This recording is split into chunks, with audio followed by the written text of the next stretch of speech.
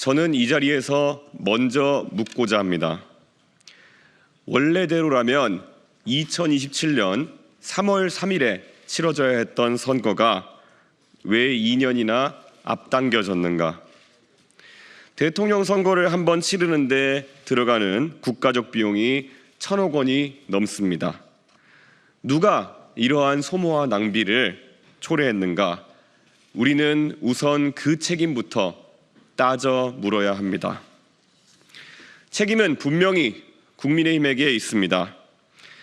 대통령이 평시에 군경을 동원해 국회와 선관위를 점령하도록 지시를 내렸을 때 이를 막아내기는커녕 함께 망상에 빠진 세력, 그 망상을 부추긴 세력, 아직도 그것이 계엄령이 아니라 계몽령이었다고 우기는 세력, 그 세력에게 책임을 묻는 것이 첫 번째입니다. 국민은 또한 책임을 묻습니다. 이재명 후보와 더불어민주당에게는 책임이 없는가? 이 거대한 혼란 앞에 무책임하게 불길을 놓았던 세력, 범법행위를 저지른 당대표 하나 지키겠다고 수십 번의 탄핵과 불체포 특권을 악용하였고 이제는 사법부마저도 겁박하려고 드는 세력에게 응분의 책임을 물어야 한다고 국민들은 목소리 높이고 있습니다.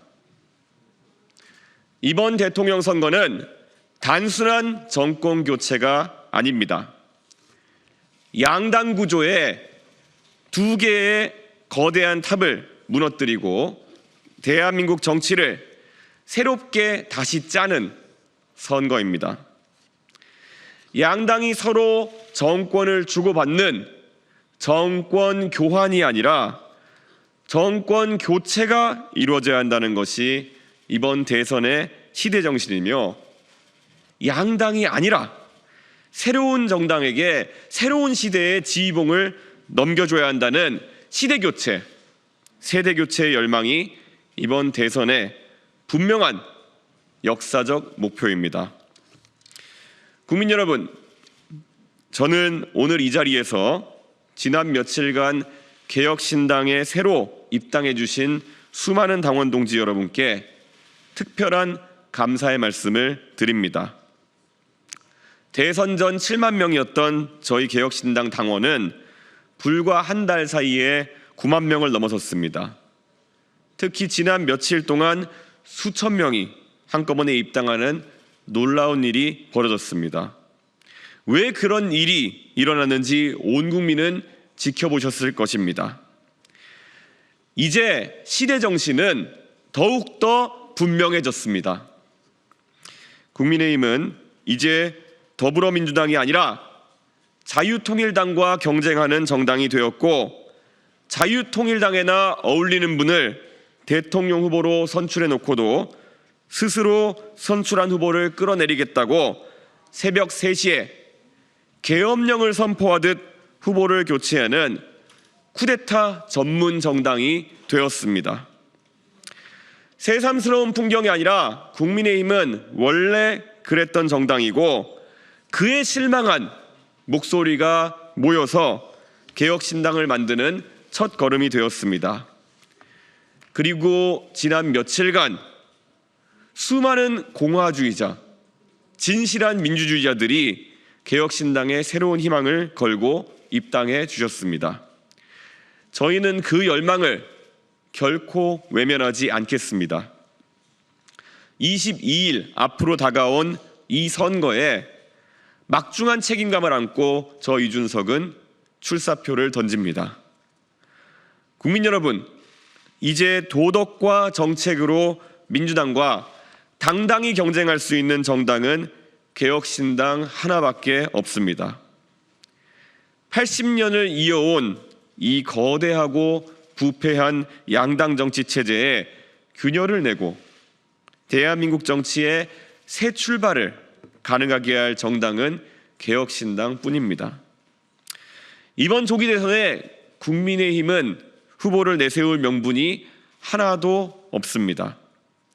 이 대선은 개혁신당과 민주당의 한판 승부처가 될 것이고 이준석과 이재명의 1대1 대결 전장이 될 것입니다.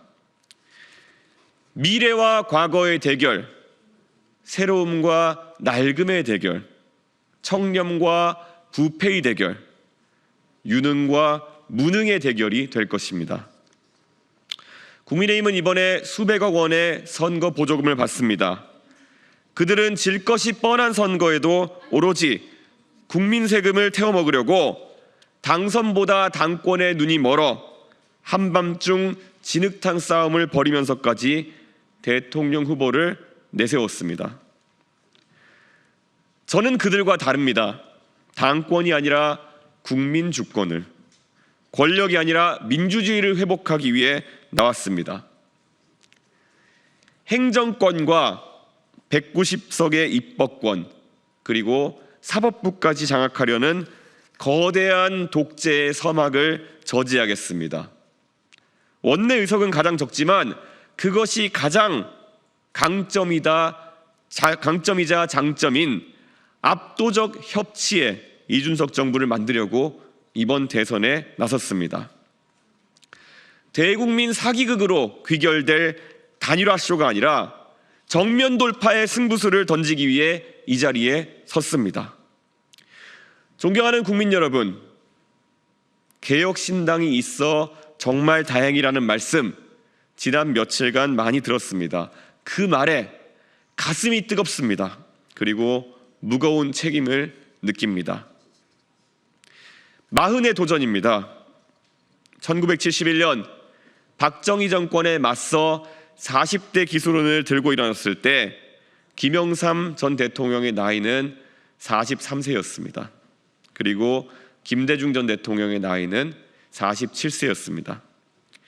그로부터 20년 뒤인 1991년 50 청문회 스타였던 노무현이라는 정치인이 안락한 길을 마다하고 3당 합당의 길을 거절하면서 꼬마 민주당을 선택했을 때 그의 나이는 45이었습니다.